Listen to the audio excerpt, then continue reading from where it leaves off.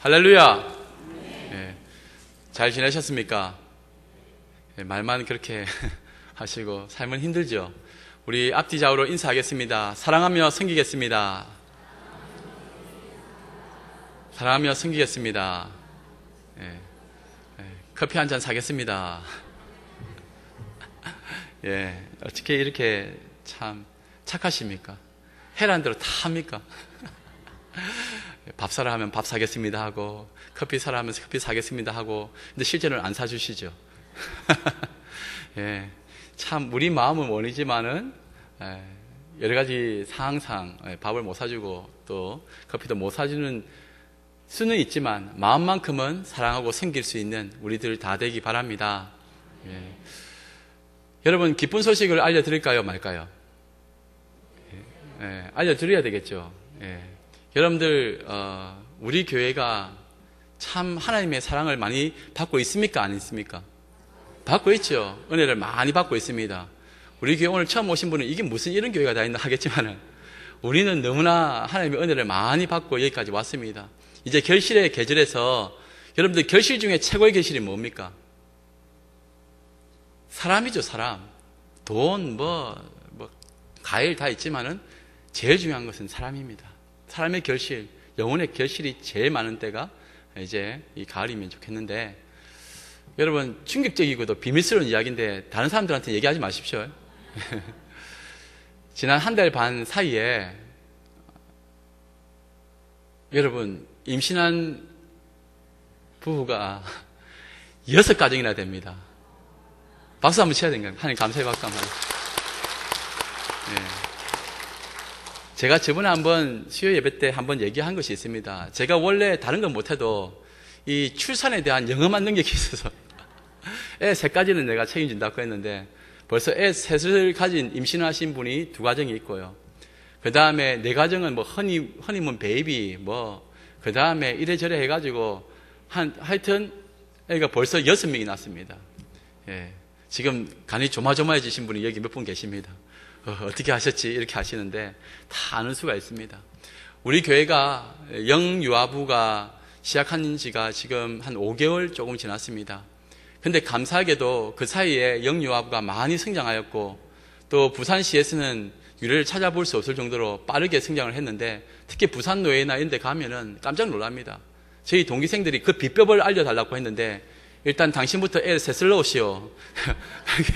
그래 하는데 진짜 기도를 많이 했습니다.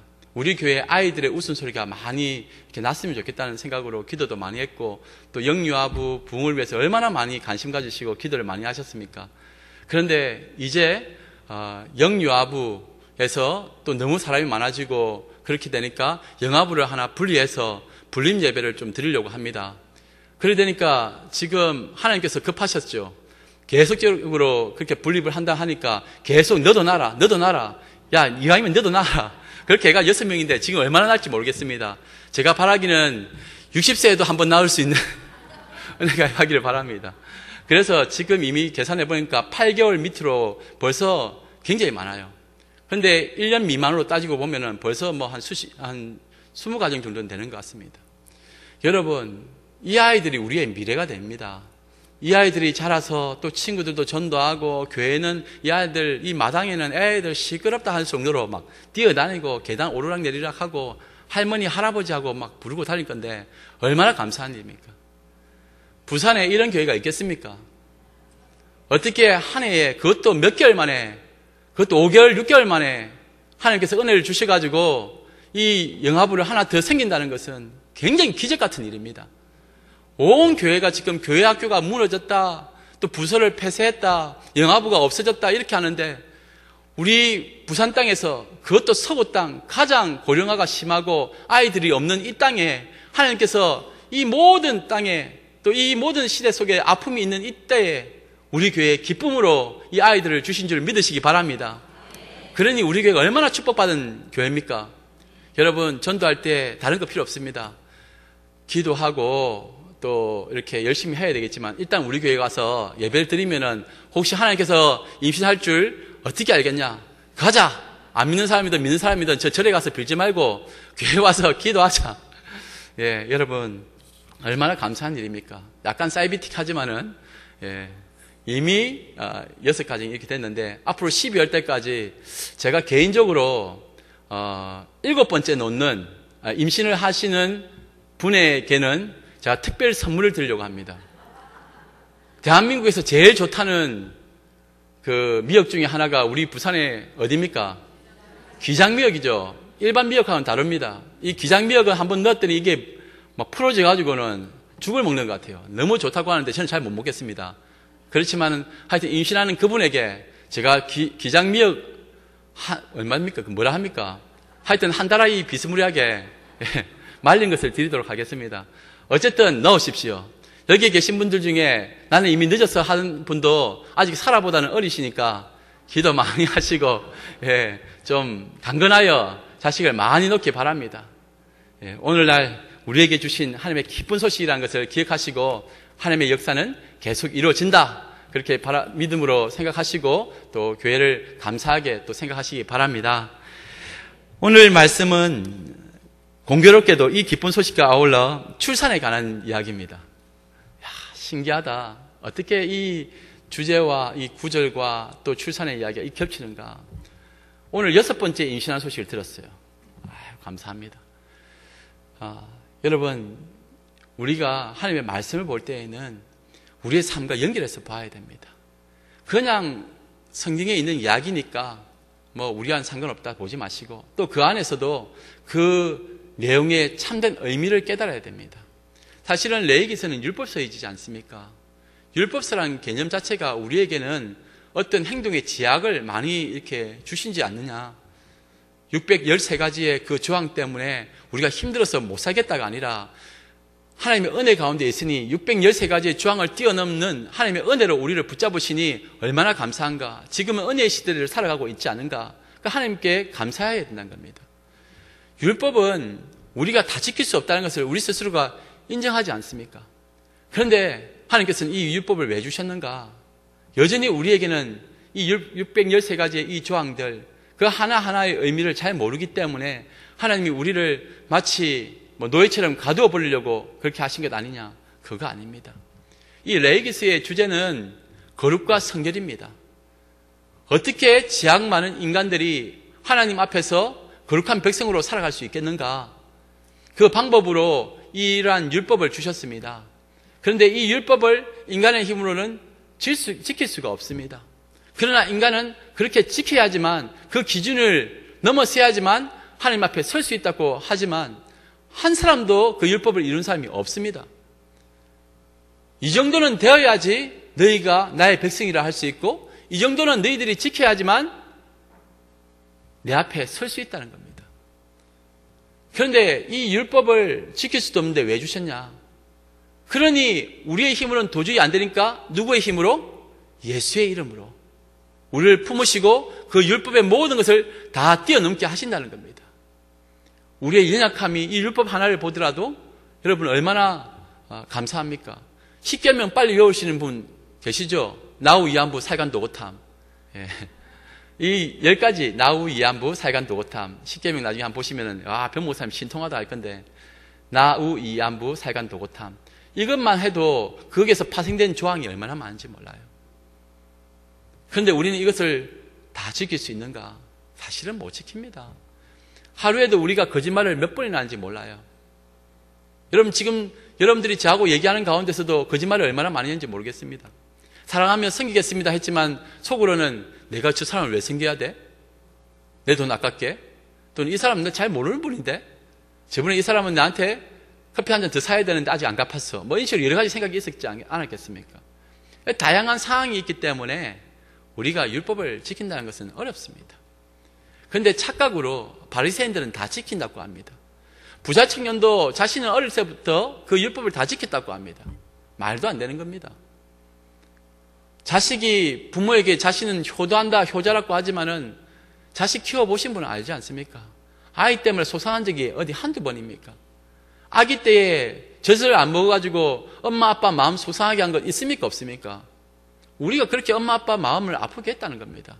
어릴 때 엄마 아빠에게 장난치고 놀다가 유리도 깨기도 하고 또 거짓말도 하기도 하고 뭐 친구들과의 관계 속에서도 얼마든지 우리는 거짓말하고 속이는데 우리는 그 모든 것을 다 까먹고 있는 것이지 죄를 안 짓는 것은 아닙니다. 그러니 의인은 없나니 하나도 없는 것입니다. 그러니까 이 율법은 사람이 지킬 수 없는 기준을 하나님께서 주신 것입니다. 근데 이것만 보면 안 됩니다. 하나님의 은혜가 있기 때문에, 이 율법이 있기 때문에 우리가 얼마나 죄인인가를 우리는 확인할 수가 있습니다. 율법이 없다면은 우리가 어떤 죄를 지어도 그것이 무엇인지를 잘 깨닫지를 못합니다. 이것은 죄인데 죄를 죄로 인식하지 못한다는 겁니다. 제가 자꾸 이것을 반복하니까 너무 지루하다 생각하시는 분도 있겠지만은 사실은 이 원리를 잘 모르면은 신앙생활을 마치 그 타 종교의 자기 수양처럼 그렇게 하시는 것으로 흘러갈 수가 있습니다. 레위기스에 있는 율법을 우리는 다 지켜야 된다고 하면서 그런 자신은 지키는데 저 사람 못 지킬 때에는 정죄하는 마음이 생기는데 그 자체가 또한 죄를 짓는 것이 되는 겁니다. 그것이 자꾸 반복되는 겁니다. 이 율법을 자꾸 보고 내 삶을 돌아보면은 내만큼 벌레 같은 인간이 없구나, 이 추한 죄인은 없구나, 그것을 깨달았고 주신 건데 그것이 못하니까 그것이 문제라는 겁니다. 대표적인 사람이 바리새인들이었습니다. 자신들은 자꾸 어렵다고 하는 겁니다. 그러면서 심지어 예수님까지도 판단하는 것 아닙니까? 그 교만한 인간들이, 스나카를 따먹은 인간들이 그 스나카를 따먹은 그 이후로 추방되고 난 다음에 모든 것을 자기의 입장에서 판단하기 시작합니다. 하나님에 대해서도 다른 사람에 대해서도. 그런데 그 죄성이라는 것이 그때 아담과 하와만 짓고 끝나는 것이 아니라 우리 인간을 대표하는 그 아담이 죄를 지었음으로 말미암아 모든 인간이 다 죄를 짓게 된 겁니다. 그가 무너졌으므로 우리가 무너진 것입니다. 그래서 대통령이 전쟁을 하자 하니까 서명을 하고 전쟁을 공포하면은 모든 백성들이 다 전쟁에 동참한 것입니다. 지면 다 죽는 겁니다. 우리가 뽑았기 때문에. 아담이 아니고 내가 만약에 그 자리에 있었으면은 나는 죄를 짓지 않았을 것이다. 그거 아닙니다. 첫 번째 사람 아담은 우리의 모든 능력보다 다 뛰어난 사람입니다. 하나님이 직접 만드셨고 그 당시에는 하나님께서 만드셨을 때는 죄라는 것이 없었습니다. 가장 완벽하고 가장 이성적이고 잘 판단할 수 있는 인간임에도 불구하고, 그럼에도 불구하고 그는 죄를 지었습니다. 이 죄라는 것이 유전성이 굉장히 강합니다. 계속 이것이 자식으로 계속 이어지는 겁니다. 그것을 우리는 뭐라 말하냐면은 원죄라고 합니다. 원래 아담과 하와가 독약을 먹고 죽었으니 그 독약이 계속 미치는 겁니다.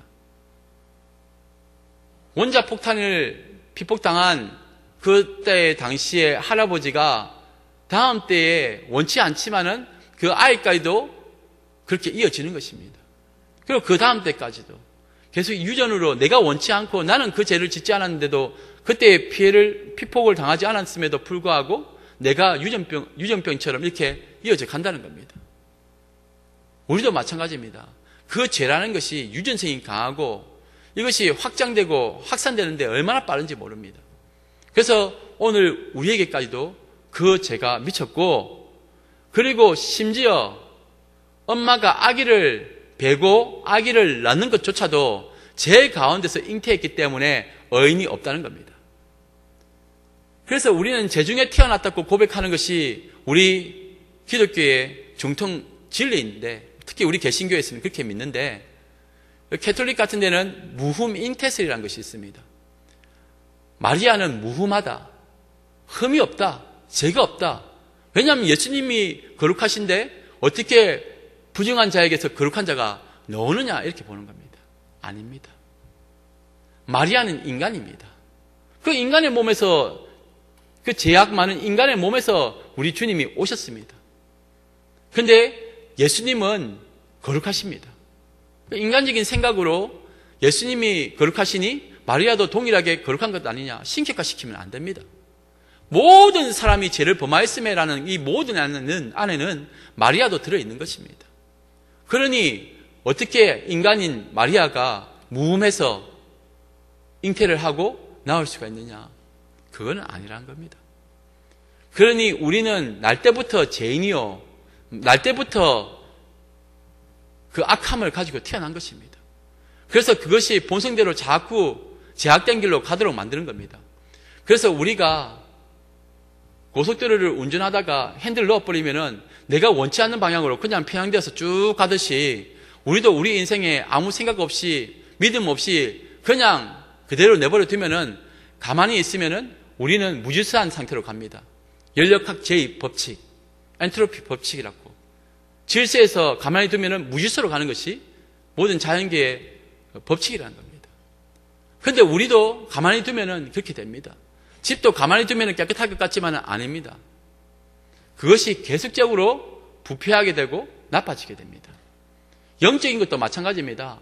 우리가 영적으로 우리 자신을 이 율법이라는 것, 그리고 우리의 자신 안에서 성령님의 그 이끄심, 그리고 그 음성을 자꾸 외면하면은 우리는 계속적으로 부패한 곳으로 가는데 그것을 합리화시키고 정당화시킨다는 겁니다. 그것이 로마서 1장에 나오는 그 모든 그 내용들이 제약에 대한 부분이 나오지 않습니까? 그래서 우리가 항상 말씀을 보아야 될 것은 그 말씀을 중심으로 우리 자신을 되돌아볼 수 있기 때문에 그렇습니다. 그래서 시편 119편 9절 11절 말씀에 청년이 무엇으로 그 행실을 깨끗게 하리까? 주의 말씀을 따라 상가할 것이니이다. 내가 주께 범죄치 아니하려 하여 주의 말씀을 내 마음에 두었나이다. 주의 말씀을 내가 품고 있으니 이것이 죄다 아니다를 우리는 깨달을 수가 있는 것입니다. 그런데 율법이 또는 말씀이 우리 앞에 보이지 않는다면 우리는 상대적인 평가를 할 겁니다. 절대적인 하나님의 기준인 말씀을 가지고 우리가 봐야 되는데 그것이 아니라 우리 주님을 바라보고 우리 자신을 생각해야 되는데 그것이 아니라 이 사람보다 저 사람보다 조금 나으면은 더 나은 인간이면은 우리는 의인이라고 생각하는 겁니다. 저 사람이 100의 죄악을 저지르면은 나는 70 정도 저질렀다면 나는 의인이다 이렇게 얘기하는 겁니다. 여러분, 가인의 후손 가운데 맨 마지막에 등장하는 사람이 누구냐면은 라멕입니다.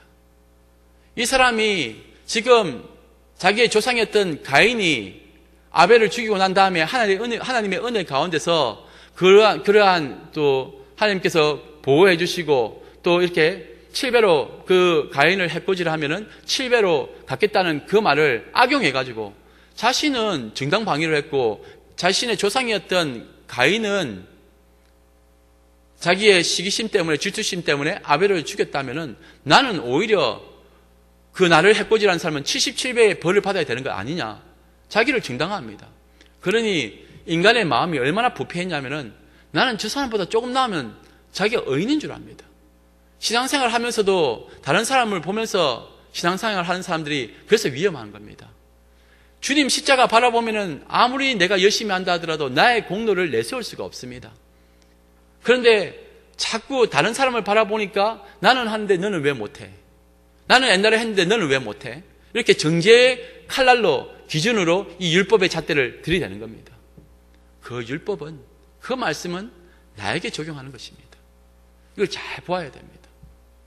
그래서 우리는 날마다 주님의 은혜 아래 거하는 것을 사모해야 됩니다. 주님, 또 오늘도 죄를 지었습니다. 주님 용서해 주십시오. 제가 잘못했습니다. 우리는 사실 구약시대에 살았다면 힘들었겠죠. 그때는 죄를 지을 때마다 속죄제를 또 드려야 되고 또 속건제를 드려야 되고 제사함을 받기 위해서 제사를 드려야 됩니다. 그래야 성결해지는데 또한 또 1년에 한 번씩 또 번제를 드리고 또 이런 제약에 대해서 온 백성의 제약을 두고 또 제사까지 지냈는데 우리 주님이 이 모든 것을 영단번으로 한 번에 해결하셨습니다. 구약에서부터 그렇게 나왔던 그 제사가 바로 어린 양 대신 예수 그리스도를 예표하고 그 십자가 사건, 우리의 모든 죄악을 짊어지고 죽으신 그 사건, 그것은 바로 구약에 죄를 지을 때마다 지었던 그 모든 것을 이제는 제사를 안 해도 되고 이제는 주님 앞에서 그 죄에 대해서 자백만 하면 된다는 겁니다. 하나님의 백성은 그러한 특혜가 주어졌습니다. 구약의 시대 때는 그렇게 살아왔습니다. 우리가 예수님을 믿게 되면은 그 이후로는 과거의 모든 죄, 그리고 지금까지 지었던 모든 죄 다 제사함을 받고 또 앞으로 지을 죄까지도 다 먼저 값을 치렀기 때문에 우리가 지은 죄에 대해서는 자백하고 하나님께 용서를 구하면은 다 하나님께서 사해 주신다고 약속하셨습니다. 그래서 요한일서 1장 9절 말씀에 만일 우리가 우리 죄를 자백하면 그는 미쁘시고 어로사 우리 죄를 사하시며 모든 불의에서 우리를 깨끗게 하신다고 약속하셨습니다. 그런데 이것을 또 잘못 이해해가지고는 저 구원파 같은 데에서는 회개해도 한 번 회개하면은 그 다음부터는 회개할 필요가 없다. 육신은 중요하지 않다. 영적인 것이 중요하다. 이 잘못된 이론을 자꾸 퍼뜨리는 겁니다. 우리는 날마다 죄를 짓는 인간이니 하나님 앞에 나아가야죠. 그것을 찌르시면은 주님 잘못했습니다. 용서해 주십시오. 하나님께 자백하고 고백하면은 예수의 피로 우리는 씻음을 받는데 그거 하지 말라는 겁니다. 그러니까 율법이나 말씀을 제대로 알아야 됩니다. 자기 중심적으로 생각하는 겁니다. 여러분, 또 그 말고도 많은 이단들이 별의별 소리를 다 합니다. 지옥이 없다고 합니다. 여러분들이 잘 아시는 안식교 같은 경우, 뭐 우리 삼육병원도 있지만은 거기에는 토요일 날 그들은 쉽니다. 안식한다고. 그 율법도 잘못 알고 있는 거죠. 자꾸 절기나 뭐 이런 것들을 가지고 구약 시대로 환원하려고 하는데 우리는 이제 예수 그리스도로 말미암아 부활의 시대를 살아가고 있습니다. 그러니 이것이 정말 중요한 건데도 이걸 놓쳐버려요. 그들은 원래는 급진적인 재림파였습니다. 예수님이 어느 날 몇 시에 어디 산에 온다. 계속 그것을 주장하다가 안 되니까 다시 또 바꾸고. 이번에 뭐 총회인가 보니까 뭐 그 이단을 이제 이단 해제해달라고 그렇게 올렸더라고요. 말도 안 되는 소리입니다. 그들은 영원 소멸설을 주장해요. 지옥이 없다고 합니다. 하나님이 의로우시고 사랑을 하시는 분인데 어떻게 우리를 지옥불에 넣을 수 있는가? 성경에도 없는 그런 이야기를 합니다. 그러니까 이것을 우리가 말씀을 제대로 모르면은 자꾸 넘어가는 겁니다. 성경을 보더라도 제대로 이해할 수가 있어야 됩니다. 내가 안 속겠다고 해서 안 속는 것이 아니라 말씀을 모르면은 자꾸 넘어가게 되어 있습니다. 율법을 모르니까 자꾸 이단들이 그 신천지나 이런 데서 와가지고는 자꾸 쓸데없는 말을 하지 않습니까? 앞으로 우리 교회는 말씀 연구를 굉장히 많이 하게 될 것입니다. 그리고 성경 공부를 많이 하고 진리가 무엇인지 거짓이 무엇인지 잘 분별할 수 있는 그런 성도님들이 되어야 되겠습니다. 종교 500주년, 이제 종교개혁 500주년을 맞이하게 됩니다. 이번 올해 지나고 다음부터는 이제 500주년, 내년에는 500주년이 되는데 우리는 리폼드 처치입니다. 개혁교회입니다. 오직 성경으로, 오직 믿음으로 아닙니까? 그 외에는 다른 구원의 방법이 없는데 자꾸 이거 외에 다른 구원의 방법이 있다고 하니까 이 다원주의로 자꾸 흘러가는 겁니다. 그러니까 율법이 무엇이냐, 성경이 무엇이냐 제대로 보지 못하니까 세상 시대의 조류에 따라서 그것이 마치 배려심이 많고 아주 포용적인 어떤 그런 종교 집단같이 보여지는 그거 따라가면 안 됩니다. 구원은 절대성입니다. 예수 외에는 답이 없습니다. 예수 그리스도만이 우리를 구원의 길로 인도할 수 있는 유일한 다리가 되는데 그거 외에는 다른 걸 자꾸 부정하고 자꾸 우리에게 거짓된 것을 강요합니다. 이제는 세상의 법 가지고도 강단을 묶으려고 합니다. 여러분, 진리의 말씀은 이 강단에서 무조건 거침없이 담대하게 선포되어야 될 줄 믿습니다. 여러분 끝까지 지키십시오. 말씀을 지키는 자가 되어야 됩니다. 여러분, 말씀은 분명합니다. 생명의 길이 무엇이고 죽음의 길이 무엇인지. 예수님을 믿었으면은 이제 하나님의 거룩한 자녀로서 백성으로서 성령님께서 이끄신 대로 순종하며 가면 됩니다. 그런데 내 욕심이, 내 본성이 제약된 그 가운데서 계속적으로 나를 가만히 두면 그곳을 끌고 갑니다. 그러니 날마다 나는 예수로 죽고 날마다 나는 예수로 사는 것, 이 원리를 잊지 마시기 바랍니다. 오늘 말씀에 보니까 이 율법에 또 다른 기능이 있습니다. 그 당시의 상황을 품고 있습니다. 아무렇게나 아무 때나 이 율법을 그대로 지금도 지킬 수 있느냐? 그거 아닙니다. 지금은 예수 그리스도의 십자가 사건 이후의 시대입니다. 그럼 이것을 영적으로 해석할 수 있는 능력이 있어야 되는데 그것을 모르니까 문자적으로만 보니까 아직도 구약시대를 살아가는 사람이 있습니다. 그래서 돌멩이를 들어가지고 자신의 자식이 잘못하면 돌멩이를 쳐야 된다는 생각하는 사람도 있습니다. 그는 성경을 제대로 이해하지 못하는 겁니다. 예수님이 왜 필요한가? 왜 오셨는가를 모르기 때문에 그런 문자주의로 흘러가게 되는 겁니다. 오늘 보니까 이 여인이 출산을 했을 때의 규례입니다.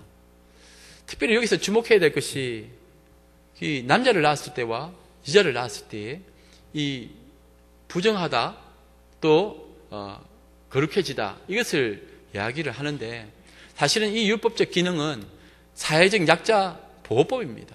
배려하고 있는 것입니다. 남자아이를 낳았을 때는 7일 동안 부정하다고 되어 있습니다. 그리고 이 아이가 남자아이가 태어나면 8째 날에는 할례를 해라고 되어 있습니다. 포피를 베어라고 합니다.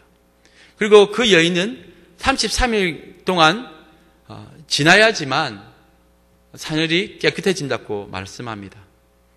그래서 그렇게 정결하게 되기까지는 어떤 성물, 교회의 물건이나 이런 것들을 만질 수도 없고 또 성소에도 들어갈 수 없다고 되어 있습니다.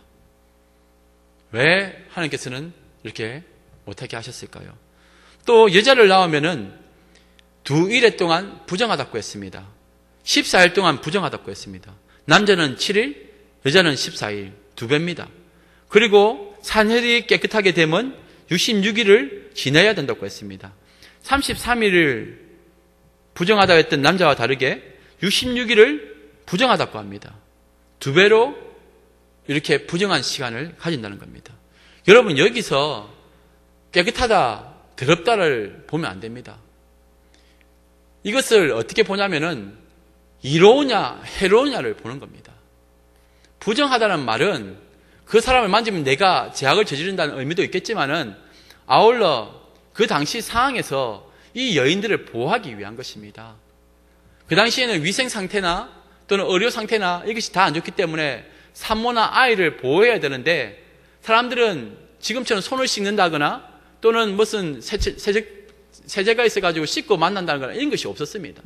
그러니 아이들이 또 질병에 걸려서 많이 죽었을 그때였습니다. 그러니 그 기간 동안에 보호해 준다는 겁니다. 특별히 여자아이를 낳으면 2배로 보호하는 겁니다. 왜 그렇겠습니까? 그 당시에는 남자를 우선시하는 세계관이 있었습니다.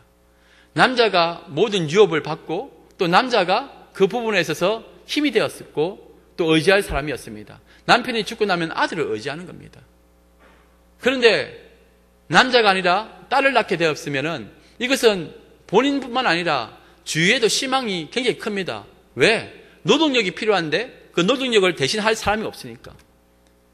그리고 이 당시에 또 하도 일을 많이 하니까 이 33일이나 66일을 못 기다려요.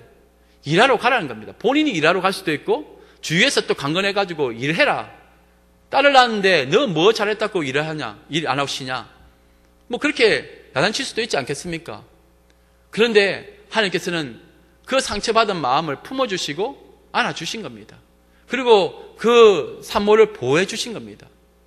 또한 몸이 아직 추스러지지 않은 상태에서 또 그 당시에는 피임법이나 이런 것도 없기 때문에 또 얼마든지 또 출산을 위해서 또 애를 낳을 수 있다면은 이것도 어려워질 수도 있지 않습니까? 아이를 제대로 키울 수도 없고 계속적으로 이렇게 되면은 그런 부분에 있어서 텀을 두고 또 자신을 준비할 수 있는 사회적인 배려적 차원에서 하나님께서 그렇게 주셨다고 보는 학자들도 많이 있습니다. 오늘날도 많은 그런 또 우리나라에도 그런 부분이 있었지 않습니까? 결국은 이것은 더럽다, 깨끗하다의 의미로 보지 마시고 이것이 산모에게 유익하냐 또는 이것이 산모에게 해롭냐 이걸 보라는 겁니다. 하나님이 딸을 낳았다고 저주해서 이렇게 하는 것 아닙니다. 오늘날도 마찬가지입니다. 지금은 역전되어서 딸을 낳으면 더 좋다고 합니다. 그래서 제가 얼마나 좋은지 모릅니다. 딸을 셋이나 낳았기 때문에. 앞으로 딸의 시대라면서 저한테 막 하시는데 오늘 어떤 분은 남자 아기 사진을 보여주면서 넷째를 막 이렇게 얘기하시는데 모르겠습니다. 그 권사님의 믿음대로 될 줄 믿습니다. 저는 어쨌든 간에 감사합니다. 예. 그런데 그 당시에 사회적으로 그렇게 열악했다는 겁니다. 그리고 또 여기에 또 보면은 여덟째 날에는 또 아이의 포피를 베라고 합니다. 사실은 이 여덟째 날에 아이의 포피를 베는 것, 당시에 또 최근까지도 그 당시에 아이 있는 아기는 고통이 없기 때문에 그렇게 해도 된다고 생각하는데, 최근 연구 결과에 따르면은 그때도 아이가 굉장히 고통스럽답니다. 똑같아요. 그런데 이것 때문에 유대인들이 그 나치들한테 또 끌려가가지고는 죽임을 당하기도 했습니다. 왜 남자의 은밀한 곳에 이것을 만들어 놓았나? 창세기 15장에 보면은 아브라함이 하나님의 약속을 받는 그 계약하는 장면이 나옵니다.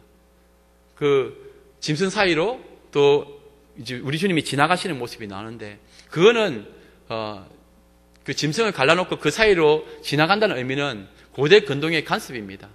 누구든지 이 짐승 사이를 함께 손을 잡고 지나가는데 그 약속을 지키지 아니하면은 이 짐승처럼 쪼개서 죽인다는 상징적인 의미였습니다. 그런데 그때에 하나님은 아브라함과 약속을 했어요. 그리고 열방 가운데 민족의 아버지가 되겠다는, 또 자식을 죽이시겠다는 그 언약의 약속을 하셨는데, 그래서 하나님 잘 믿으라고 그렇게 했는데도 불구하고 이 아브라함이 하나님의 때를 기다리다가 못 기다리고 결국은 그 약속을 지키지 아니하고 하갈과 함께 살면서 낳은 사람이 이스마엘입니다. 결국은 이스마엘을 의지하고 또 그렇게 하나님께서 주시기로 약속한 이삭을 기다리지 못하고 그의 죄를 짓고 말았습니다. 그 후로 13년이 흘렀는데 17장에 보면은 다시 하나님이 나타나십니다. 그리고는 이제 너는 내가 준 율법도 약속도 지키지 못하는 연약한 존재라는 것을 네가 깨달았으니 이제 내가 너의 행위와 너의 어떤 생각을 뛰어넘어서 내가 약속한 것을 내가 스스로 지키겠다. 그렇게 해서 할례라는 그 상징적인 의미로 다 하도록 했습니다. 그리고 그 이후로 그것이 전통이 되어서 모든 이스라엘 백성들은 다 할례를 하게 되었습니다. 남자아이가 태어나면 8일 만에 다 할례를 해야 됩니다. 연약한 인간은 하나님과 약속을 해도 지킬 수 없는 인간이니 하나님이 혼자서 지켜가시는 겁니다. 그것이 은혜입니다. 인간이 어려워서 지킬 수 있다면 우리는 예수 그리스도의 구원에 대해서도 별 필요가 없다고 생각할 수도 있습니다. 그런데 인간은 그 율법과 언약을 지킬 수 없는 존재라는 것을 증명하였고, 그래서 그 상징적인 의미로 할례를 해라고 한 것입니다. 나는 죽었다는 겁니다. 결국 이것은 내 스스로의 제약과 내 스스로의 결심과 나 스스로의 모든 힘에서 나는 이제 끊어져서 끝났다. 하나님의 은혜로 살아가는 자녀다. 그것을 상징하고 있습니다. 그러니 그 할례의 전통이 계속 이어져 온 것입니다. 여러분, 할례는 이마에다가 하는 것이 아닙니다. 보이는 곳으로 하는 것이 아닙니다. 그 믿음을 상징하는 그 할례는 우리가 보이지 않는 곳에 하는 겁니다. 그래서 신약에 넘어가면은 육체의 할례를 주장하는 것이 아니라 마음의 할례를 주장하는 겁니다. 믿음으로 살고 믿음으로 이제 주님 바라보고 그렇게 살아가라는 것입니다. 그런데 여전히 우리는 육체의 할례적인 개념으로 받아들일 때가 많습니다. 나의 의, 나의 상징, 여전히 우리는 지킬 수가 없어요. 왜 은밀한 곳에 그것을 두었겠습니까? 나의 정체성을 깨달아라는 겁니다. 너는 그리스도인이야. 너는 내 백성이야. 이거 깨달아라는 겁니다. 남들 보여주는 것이 아니라 네 스스로가 먼저 깨달아라는 겁니다. 우리 마음에 할례를 하라는 것, 다른 사람에게 보여주기 위해서 신앙생활을 하는 것이 아니라 믿음으로 너 잘해라. 그 뜻입니다. 그러니 이 율법의 의미를, 이 마음을, 정신을 우리 마음에 잘 새겨야 되겠습니다. 모든 것이 지금은 하나님의 은혜입니다. 은혜로 살아간다고 해서 우리가 마음대로 행할 수 있는 것은 아닙니다. 오히려 그 율법보다도 더 강한 은혜의 사슬로 우리를 묶으셨습니다. 그때는 내가 도망갈 수도 있고 내 마음대로 할 수 있었지만은 이제는 성령님 안에 새 사슬로, 은혜의 사슬로 완전히 묶어버렸기 때문에 우리는 이제 도망가지도 못합니다. 이제 우리는 끝났습니다. 그래서 하나님께서는 우리를 마치 절구통에 넣어가지고는 막 찧어가지고는 그 쓸데없는 것을 다 빼내듯이 가려내신다는 겁니다. 우리 안에 더럽고 추악한 모든 것을 철장으로 깨뜨리시고 우리를 새롭게 만들어 가시는 그 주님을 이제 우리는 경험하고 있는 것입니다. 결국 우리는 주의 손에 붙들려 있습니다. 이것이 은혜입니다. 율법의 그 참된 의미를, 또 십자가의 그 의미를 잊지 마시고 힘있게 살아가는 저와 여러분들 되시기를 주님의 이름으로 축복합니다. 함께 기도하겠습니다. 사랑의 주님, 감사합니다. 주님, 우리는 거룩할 수도 없고 스스로의 힘으로는 율법을 지킬 수 없는 존재라는 것을 알게 되었습니다. 아버지 하나님, 그럼에도 불구하고 하나님의 은혜의 사슬로 우리를 묶어주시고 생명의 길로 인도해 주시니 감사합니다. 아버지 하나님, 오늘 이 말씀대로 다른 사람에게 보여주기 위한 그런 할례가 아니라 마음의 할례를 통해서 하나님 앞에서 온전한 믿음을 가진 신실한 하나님의 사람들 다 되게 하여 주시옵소서. 이것이 우리의 정체성이라는 것을 잊지 말게 하여 주시고 세상 가운데서 아버지 하나님, 죄의 길, 사망의 길에 들어서는 우리들이 아니라 의의 길, 십자가의 길 끝까지 주님과 함께 동행하며 살아가는 저희들 다 될 수 있도록 주의 은혜 다하여 주시옵소서. 아버지 하나님, 저희 교회를 사랑하여 주심이 감사드립니다. 많은 생명이 잉태되게 하신 것 감사드립니다. 그만큼 우리에게는 책임이 또 강하게 있습니다. 아버지 하나님, 믿음으로 잘 양육하게 하여 주시고 또한 아버지께서 맡기신 그 귀한 사명, 영혼 구원의 그 사명 잘 감당하는 저희들 되게 하여 주시옵소서. 오직 주님 앞에서 거룩한 백성으로 살아가는 저희들 되게 하여 주시옵소서. 감사드리며 예수님의 이름으로 기도드리옵나이다. 아멘.